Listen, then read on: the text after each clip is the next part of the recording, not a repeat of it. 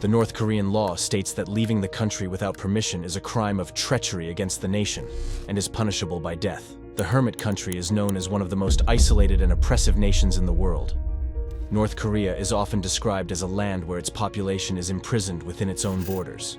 Widespread abuses, including rape, torture, forced labor, abortions, and starvation, are common practice here. Moreover, people face execution for minor infractions, such as failing to wipe off the dust from Kim Jong-un's portrait to watching South Korean entertainment.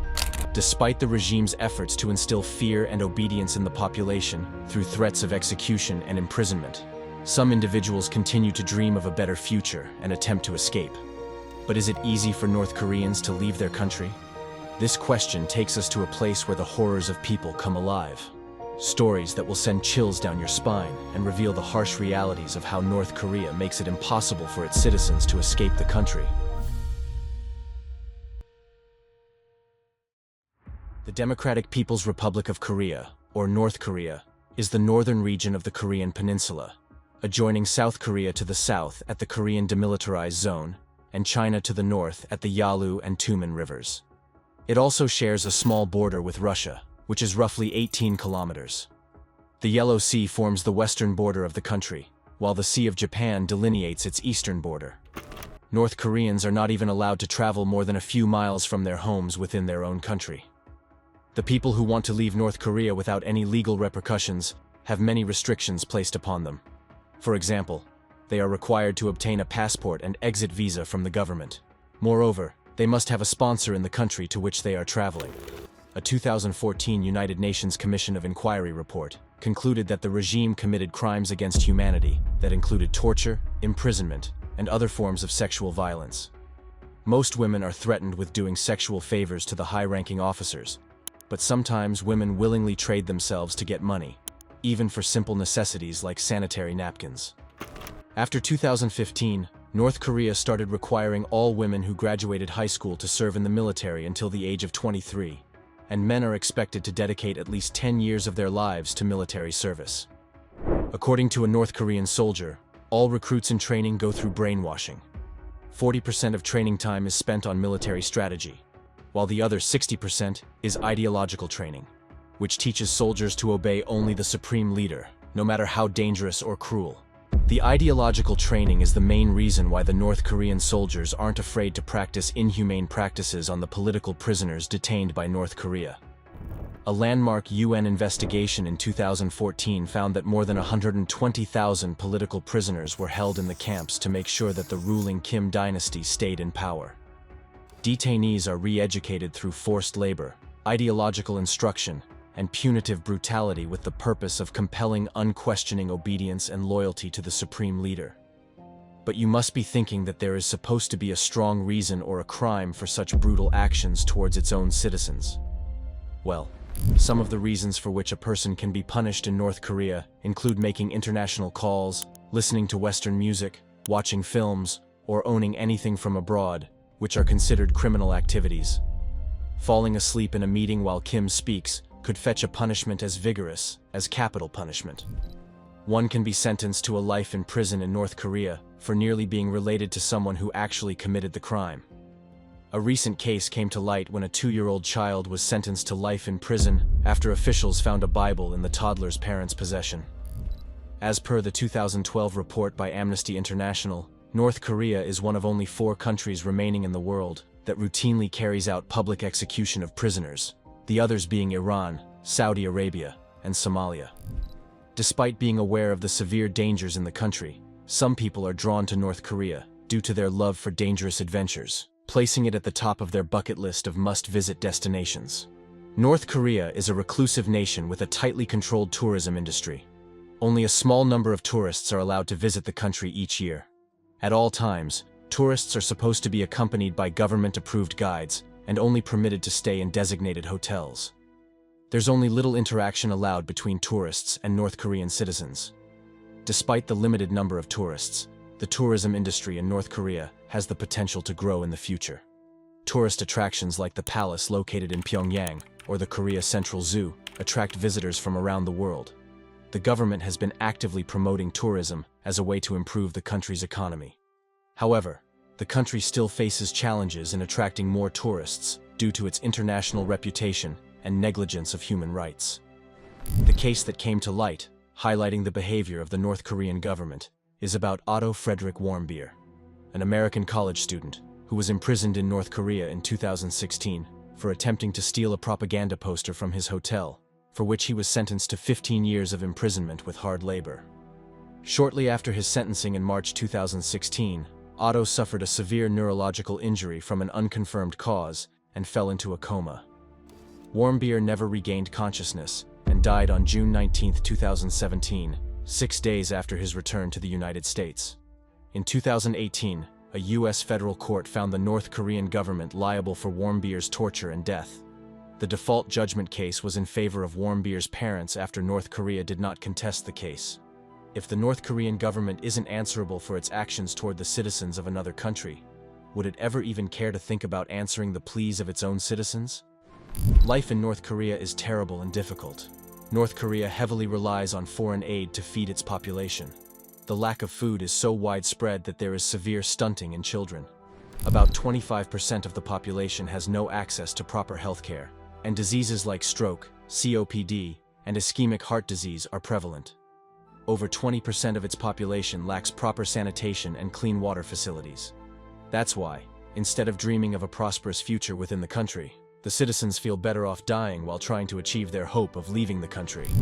There are several ways to leave North Korea, but the easiest and arguably the most difficult option is to attempt to escape through the demilitarized zone, DMZ, between the two nations. Looking at the satellite image of the DMZ, you may wonder why so few chose to make this particular passage. Though it spans the Korean peninsula, it's only about 2.4 miles wide, making for a far shorter journey. But people still choose to take other options than leaving through the DMZ. Because on the North Korean side, the fence is bristling with barbed wire and is even electrified in some sections. The DMZ is also believed to contain over 1 million landmines left from the Korean War, making every step a risk even when the razor wire is behind you and bullets aren't whizzing overhead. Also, the DMZ is considered the most heavily fortified border in the world, with over 750,000 active duty personnel deployed by the North Koreans, while 450,000 soldiers, plus 20,000 American soldiers, are deployed within 100 kilometers of the border to the south. If you plan to escape by sea, you can either leave from the west coast or the east coast. On the west, the Yellow Sea is a maritime boundary between North Korea and South Korea, and if you decide to leave from here, it's geographically and navigationally easier for you to defect. However, this escape path is associated with danger, as it is heavily patrolled by naval forces from both countries, and the North Korean Navy will not hesitate to capture or kill any defectors. You could take a longer route to avoid getting caught by the Navy, but it carries its own risks, as the Yellow Sea is known for its unpredictable conditions. There's also the possibility of you drifting away to mainland China, which is equally bad as you'll be sent back to North Korea. There is, however, a glimmer of hope in escaping through the short route. In the past, several good swimmers have successfully made their way to South Korea from North Korea, simply by swimming this relatively short distance. Moving towards the east, the Sea of Japan is a common maritime boundary between North Korea and Japan, and is also bordered by South Korea and Russia. This is a fine route for North Korean defectors who are hoping to leave the isolated country. But the difficulty is that the boat is required to successfully cross into Japan or South Korea. Also, the trip to either country via the Sea of Japan is a long one.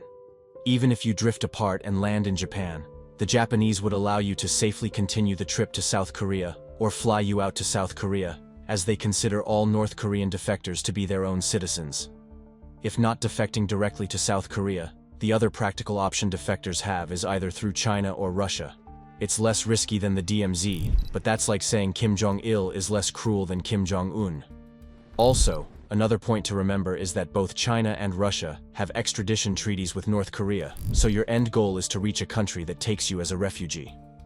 But between the two neighboring countries, North Koreans might choose to defect to China and not Russia, because North Korea shares an 839-mile or 1,350-kilometer border with China, which increases the chances for defectors to successfully cross without detection, compared to the mere 11-mile or 18-kilometer heavily patrolled border with Russia.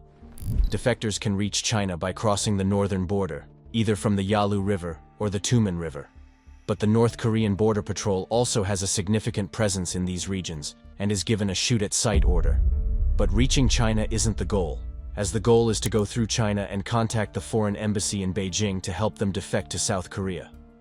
Another reason defectors prefer China over Russia is because China has a much more established Asian underground railroad network, comprising experienced brokers and Christian missionary groups, which helps the North Korean defectors escape to Vietnam, Cambodia, and Myanmar.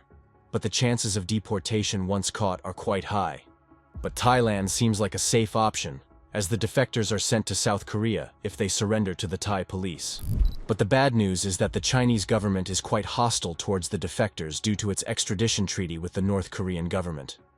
Also, there's the chance of being kidnapped for human trafficking.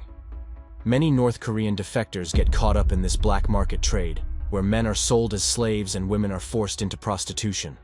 Also, if a defector is caught and sent back, they face cruel torture in the political prison camp. That is the main reason defectors are either ready to die or work as sex slaves rather than being sent back home. Additionally, in 2016, China significantly increased its security measures by installing more than 600 million CCTV security cameras across the country, a figure around 12 times higher than that of the USA. These enhanced security measures from China have made escaping from North Korea almost impossible. To put a leash on its population, the North Korean government forces people to have a family, not necessarily to increase the decreasing population, but to have the family members as leverage over the people who try to run. It has been said that the families of the defectors face punishment, not just the near ones but even the distant ones as well. At least 3 generations of the defectors bear the grunt of liberty. Now take a look at this graph. Around 34,000 North Koreans have defected so far, with over 2,000 taking refuge in Europe and just below 1,000 in the United States. But most of them defected to Asian countries, mainly South Korea. In 2006, around 2,028 people defected from the nation, and the number progressively increased to more than 2,500 people in 2007 and 2008. The number of North Korean defectors steadily climbed to a peak of 2,914 people in 2009 alone. But after the death of Kim Jong-il, his son, Kim Jong-un, rose to power. The new leader intensified security along the borders by deploying more military personnel. Out of the 1.3 million active military personnel, approximately 1 million are stationed near the country's borders. He further established buffer zones and reinforced resistance, making it exceedingly difficult to escape. The following year, there was a 50% reduction in defectors, as it dropped to 1,502 defectors in 2012 compared to 2,706 the previous year in 2011, and continued to drop steadily in the coming years. Furthermore, the cost of leaving Kim's regime exceeded the cost of living. The cost for brokers who facilitate escapes also escalated dramatically, rising from $4,000 in 2009 to $8,000 in 2015, and eventually reaching as high as $21,000 in 2021. This increase in cost has further hindered the ability of North Koreans to defect. Since the rise in Kim's power, his ultimate goal is to possess an absolute force, unprecedented in the century. With the development of the new Intercontinental Ballistic Missile, or the ICBM, Kim believes North Korea has demonstrated to the world the confident and the ever-victorious future of the state, advancing toward the goal of building the world's strongest army. But COVID-19 changed everything. According to Kim Jong-un, North Korea's first reported COVID-19 outbreak was the greatest turmoil to befall the country since its founding. As soon as the first case came to light, North Korea took aggressive measures to contain the virus, such as shutting down its borders with China and banning entry from abroad. North Korea was the first nation to close its border, with no possible route outside the nation. Though it sealed the opportunity to escape, it was a step in the right direction because most of the North Korean population is malnourished, which makes them highly susceptible to diseases. Defector Hong Gong-chul, a former border guard, told Voice of America that brokers once took a 30% commission out of money sent from defectors to family members left in North Korea. Now, it's more like 50% or even 70% in some cases. As for the cost of leaving, Hong claimed that the overall price for an escape to South Korea would be about $21,000 in 2021. But still, people try to escape rather than stay, and for them, another option is to escape through the Gobi Desert to Mongolia. The Gobi is the world's third largest desert, covering most of Mongolia and much of northern China. Gobi Desert is a vast and barren region known for its dunes, mountains, and extreme temperatures, as well as the occasional wilderness of snow leopards, bears, and wolves. But still, people make this rare leap of faith, as Mongolia has proven to be more sympathetic towards the North Koreans than China, with minimal bureaucracy. If not the land, desert, or sea, then another option could be the presence of labor camps. North Korea has a state-controlled foreign labor force that enables the government to earn money by sending its citizens to work in countries like China and Russia.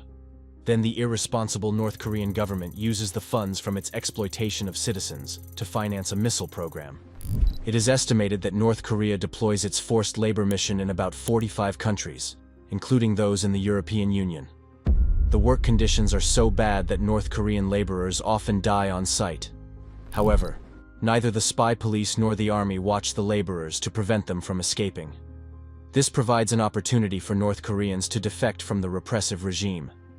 Though the conditions are harsh, with inedible food or low pay, people still choose the option of labor camps as the conditions are far better than what they have at home.